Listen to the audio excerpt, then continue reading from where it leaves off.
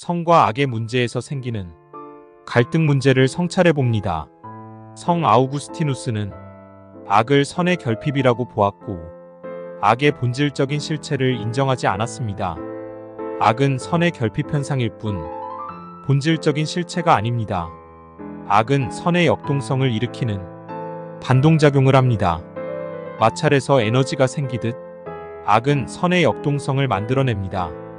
인간이 갈등이 생긴다는 것은 부딪히는 마찰 같은 일이 생긴 것이기에 역시 어떤 에너지를 품거나 일으킬 수 있습니다. 어둠은 빛의 결핍입니다. 그러나 어둠이 빛을 더욱 드러낼 수 있다는 사실을 이해하면 자신의 부족한 점이 자신의 위대한 점을 드러낼 수 있다는 사실을 이해할 수 있습니다. 어둠은 실체 없는 현상이기에 존재의 의미를 부여해선 안 됩니다.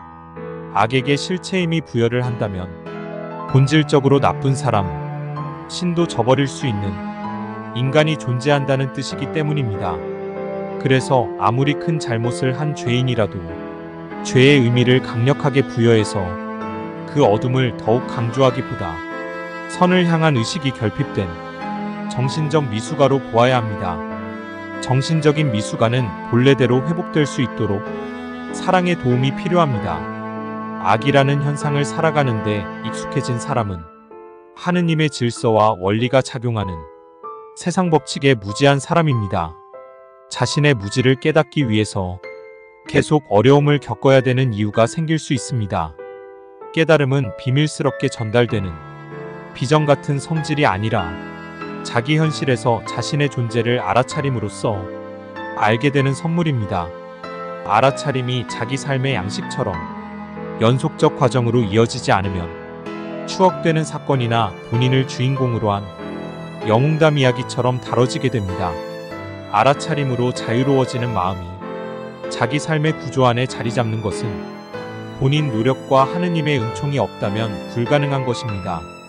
벌어지는 일들을 알아차릴 수 있다는 것은 당면한 어려움을 사라지게 하는 것이 아니라 어려움이 마음에 얽매이지 않는다는 것입니다. 구애되지 않기에 편안한 마음으로 자신의 존재를 신 앞에 묵묵히 실현해 나갈 뿐입니다. 그리고 사랑을 실천할 수 있다는 사실에 감사하고 어려운 이웃을 위한 봉사로 반응합니다. 그렇게 세상의 하느님 사랑의 파장을 현존하게 합니다. 깨달은 자와 깨닫지 못한 자와의 차이는 어떤 특수 능력을 지녔느냐의 여부가 아닙니다. 마음의 깨달음은 사람을 상식적이고 평범하고 단순하게 만듭니다. 깨달은 자와 깨닫지 않은 자의 모습은 겉으로 크게 구별되지 않습니다.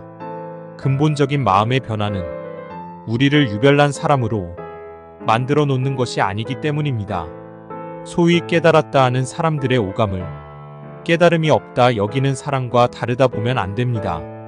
몸을 갖고 있으면서 몸에 한계가 없는 척하는 것은 착각의 시작입니다.